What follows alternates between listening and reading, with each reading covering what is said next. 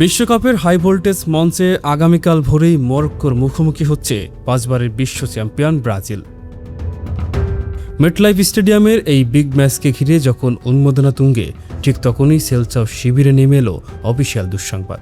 কাফের পেশির চোট শেষ পর্যন্ত কেড়ে নিল ব্রাজিলের ফ্যানভ্রমরার উদ্বোধনী ম্যাচ। সংবাদ সম্মেলনে কোচ কার্লো আনচেলতি কার্যত নিশ্চিত করেছেন মরক্কোর বিপক্ষে দর্শক হয়ে থাকতে হচ্ছে পোস্টার বয় নেইমারকে।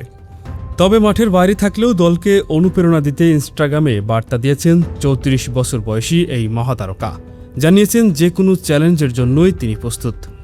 পায়ে হালকা ফোলাভাব হলেও পরে জানা যায় নেইমারের কাফের পেশি মারাত্মকভাবে ছিঁড়ে গেছে।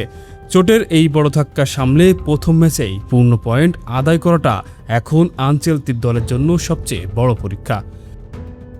সান্তোস তারকার এমন ইনজুরি নিয়ে প্রথম ম্যাচ মিস করাটা নিশ্চিত থাকলেও আনচেলতি আশাবাদী আগামী সপ্তাহেই দলের সঙ্গে পূর্ণাঙ্গ অনুশীলনে ফিরবেন তিনি। তবে চোট থাকার পরও কেন নেইমারকে স্কোয়াডে রাখা হলো সেই মাস্টার প্ল্যানও খোলাসা করেছে ব্রাজিল বস। আনচেলতির মতে শুধু ফুটবল প্রতিভা নয়, মাঠের বাইরে নেইমারের অভিজ্ঞতা আর উপস্থিতি স্কোয়াডের তরুণ তুর্কিদের জন্য সবচেয়ে বড় অনুপ্রেরণা।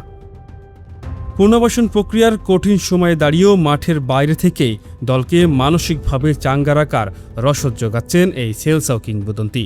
প্রথম ম্যাচে দলের মূল ভরসাকে ছাড়া খেলতে নেমে ব্রাজিলের গতিময় আক্রমণ ভাগ কতটা সুবিধা করতে পারবে তা নিয়ে সংশয় কিন্তু থেকেই যায়।